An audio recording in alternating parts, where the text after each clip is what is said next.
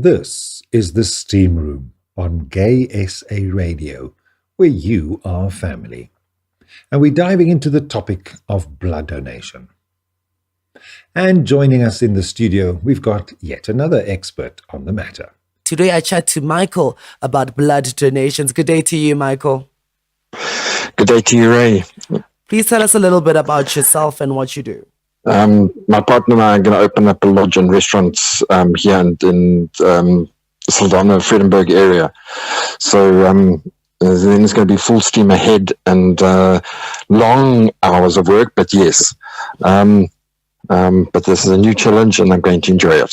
All right, that's wonderful to hear. Please tell us a little bit about the accident that you experienced. Due to the natures of my injuries at the time of the accident, to this day, I cannot recall the whole accident at all. But basically, it happened on the 27th of June in 1997. I was traveling from Durban back to Richards Bay, where I used to live. It was late afternoon. It was a Friday afternoon. We had gone down to Durban. All I can recall is that I went through the first toll gate leaving Durban, which is just basically just outside of Ballito. And I came up behind them where I should be because I was traveling at normal speed. And the two taxis were trying to overtake one another, but one wasn't moving faster than the other because there are cars behind me and myself that want to go past. And nothing seemed to have happened.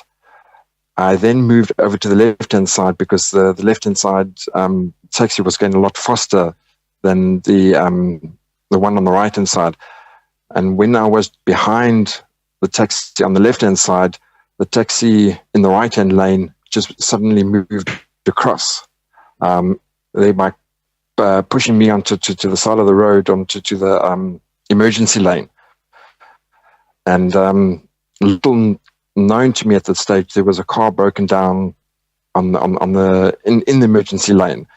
And by the time I saw it, I swerved or hit on brakes and I tried to swerve, which then caused.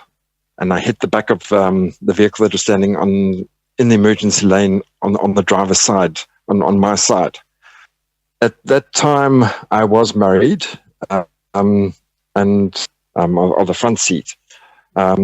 All that I know is that he broke his femur was broken in the accident, from the accident. We were rushed off to Umschlangenrocks Hospital, which was closest, the closest hospital at that stage to us. Unknown to myself is that during the accident, I suffered, or I had a lot of glass embedded in me. The way that I hit the side of the vehicle, and my window broke. The driver's side window broke, so I had a whole lot of glass in my arms, my legs, and down the side of my body. Oh, wow. About the accident, and to this day, it's 21 years later, I still do not know exactly what happened in that accident. I can imagine. I'm so sorry to hear that. It must be really, really difficult for you to share. But how did you go about getting treatment? Were they able to provide you with some blood? And then during that time period, that they also had to give me a blood transfusion because I had lost a lot of blood from the scene of the accident to the hospital. Yeah. So that is as much as I do know, and what I can tell you. Yeah, and after that, did they ask you any questions? Was there a certain procedure you had to go through before they could donate blood? Not donate, but transfuse the blood. No, no. Because what I can understand, because of the amount of blood I'd lost, they had to do it immediately. So there was no questions asked or anything like that. They just gave me the blood. All right. And how long did it take you in recovery? I was at Umschlange Hospital for just on 6 weeks. I was in a coma for 10 days. I was then transferred from Umhlanga through to Richards Bay Hospital, the Bayside Hospital. The knock of the accident had also caused my speech. I could speak, but I couldn't get to the words properly. So I'd start a sentence and then just stop. And then at the same time with the memory problem, I couldn't remember what I was going to say next. So I had to go for speech therapy. And because of how the accident happened, my left leg was also damaged. It wasn't torn or broken or anything like that, but with the knock, apparently it did something to my left leg. So I had to go for physiotherapy, speech therapy, and then a little while later they sent me for occupational therapy as well to get me back into the swing of things, of work and that kind of thing. Yeah.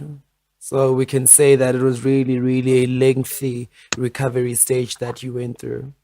Yes, I was officially booked off work for 8 months after the accident to overcome those kind of things. Yeah. And how are you feeling now, Michael? No, today I'm fine. It's taken me a long time to get over the short-term memory loss. I do sometimes still suffer from short-term memory, certain things. Absolutely. And after everything you've experienced, I mean, it goes from the memory loss, it goes from the physical pains that you experience, and also you needing a blood transfusion. Would you today donate blood yourself? I'm still a regular blood donor, but I actually since I've moved to Saldan, I actually have no idea where to go and donate blood here. So I haven't donated in quite a while now. But yes, I will still continue donating blood. It might not help you or so, but somebody that is in urgent and critical need of it, they will need it. Absolutely.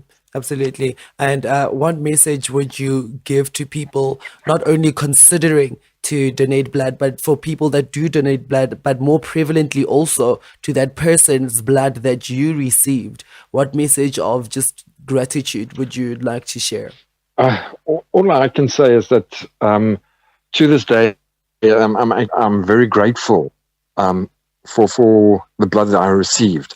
As I say, it's life-saving. I don't know how critical my blood loss was at the time, but it is life-saving.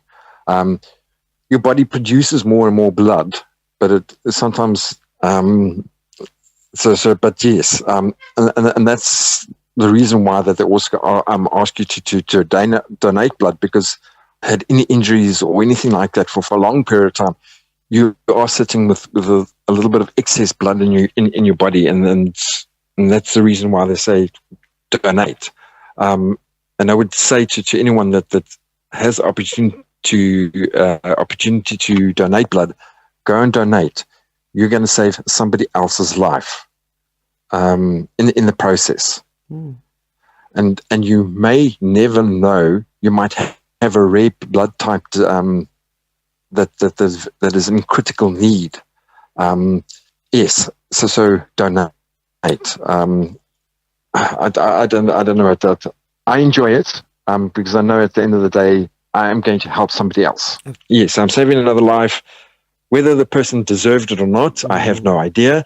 But at the end of the day, you are saving somebody's life. Incredible. Thank you so much for chatting with me today, Michael.